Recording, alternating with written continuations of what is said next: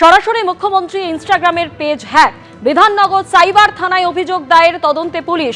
টেলিফোনে আমাদের প্রতিনিধি পার্থপ্রতিম ঘোষ আমাদের সঙ্গে রয়েছেন। পার্থপ্রতিম, কি জানতে পারছো?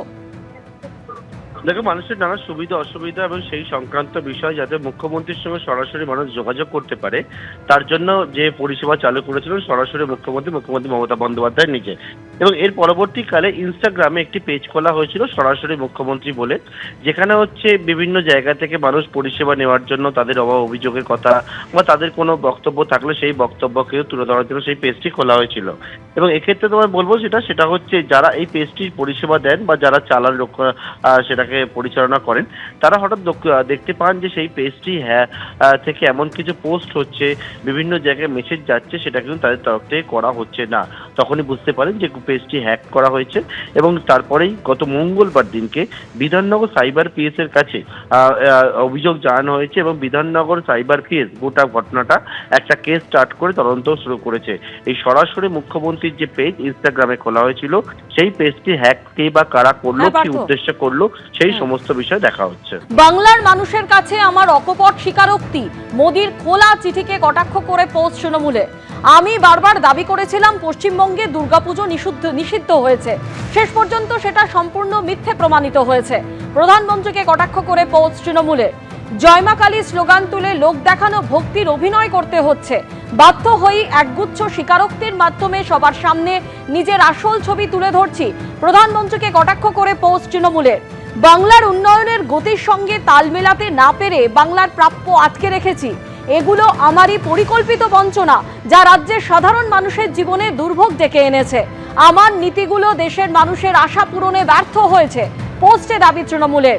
আমার দলের শাসনে চলা রাজ্যগুলোতে বাঙালিদের নিশানা করা শুরু করেছি। প্রধানমন্ত্রীকে কটাক্ষ করে পোস্ট তৃণমূলের।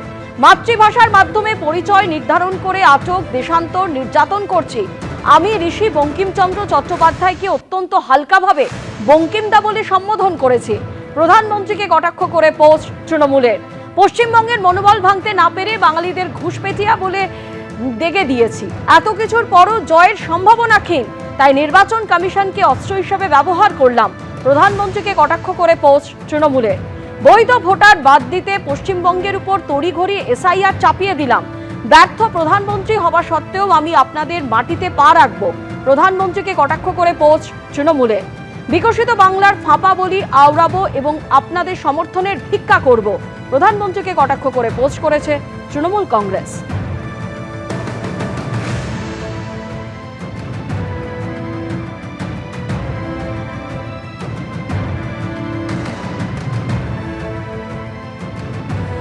এর আগে গত 23শে ফেব্রুয়ারি পশ্চিমবঙ্গবাসীর উদ্দেশ্যে খোলা চিঠি দিয়েছিলেন প্রধানমন্ত্রী নরেন্দ্র মোদী। তিনি লিখেছিলেন, আর মাত্র কয়েক মাস, তারপরে নির্ধারিত হবে পশ্চিমবঙ্গের ভাগ্য।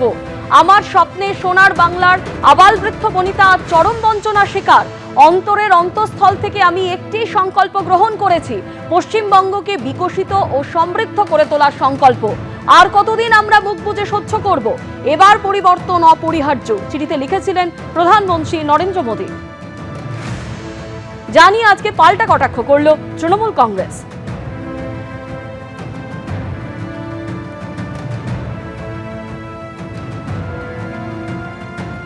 যেমনটা আপনাদের জানাচ্ছিলাম যে একদিকে প্রধানমন্ত্রী নরেন্দ্র মোদীর খোলা চিঠি আর অন্যদিকে পাল্টা কটাক্ষ করেছে তৃণমূল কংগ্রেস। আর এরই মধ্যে কেন্দ্রীয় স্বরাষ্ট্রমন্ত্রী অমিত শাহ তিনি বলছেন, শুধু ভোটার তালিকা থেকে নয়, ভারত থেকে অনুপ্রবেশকারী হটানোই আসল লক্ষ্য, বললেন কেন্দ্রীয় স্বরাষ্ট্রমন্ত্রী। তিনি আরো বলেছেন, পশ্চিমবঙ্গ, বিহার ও ঝাড়খণ্ডে অনুপ্রবেশকারীদের জন্য জনবিন্যাসে পরিবর্তন হয়েছে। পশ্চিমবঙ্গে বিজেপি সরকার গঠন করবে, দাবি অমিত শাহ। घुसपैठियों से मुक्ति से मतलब सिर्फ मतदाता सूची से नाम हटाना नहीं, हम कृतनिश्चयी है कि एक एक घुसपैठिए को भारत की भूमि से चुन कर भारत के बाहर भेजने का कार्यक्रम करेंगे। घुसपैठिए सिर्फ हमारे चुनाव को प्रभावित नहीं करते, गरीबों के राशन में भी वो हिस्सा ले जाते हैं, हमारी रोजगारी में भी हमारे युवाओं की सारी संभावनाओं को क्षीण करते हैं।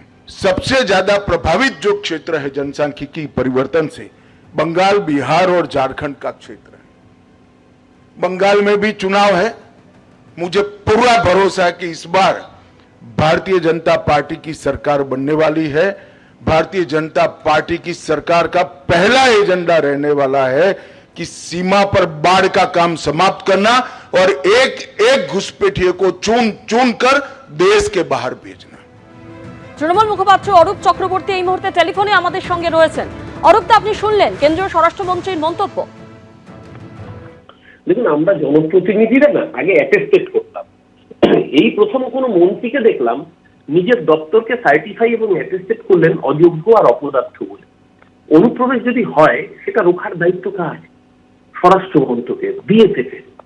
যদি অনুপ্রবেশ তত্ত্বে সিলমোহর দিয়েই থাকে তাহলে বিহারে তো এফআইআর হলো। কজন রোহিঙ্গা আইডেন্টিফাইড বিহারে? এই যে বাংলায় এফআইআর এর ফার্স্ট লিস্ট বেরিয়েছে, 28 তারিখ ফাইনাল লিস্ট বেরোবে। প্রথম লিস্টে 58 লক্ষের নাম বাদ গেছে।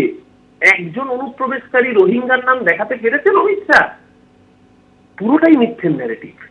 বাংলার মানুষকে লাইনে দাঁড়িয়ে তুলেছেন এই অসভ্যতামি করে, আর গল্প দিচ্ছেন, বড় বড় কথা বলছেন।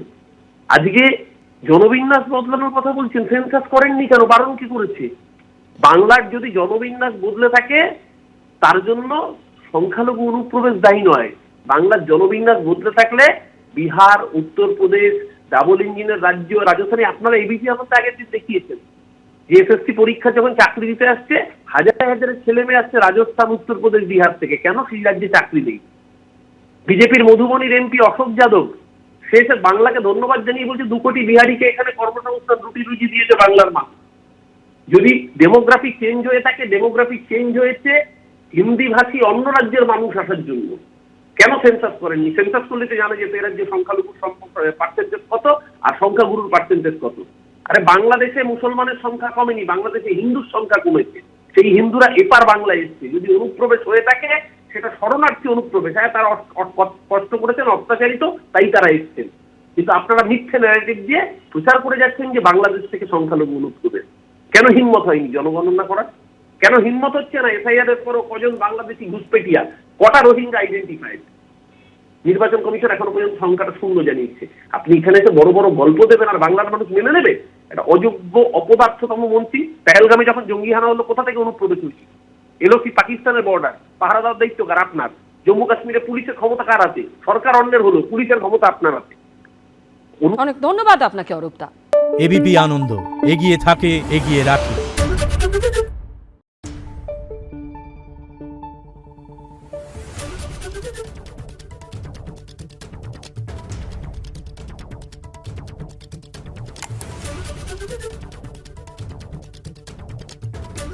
Thank you.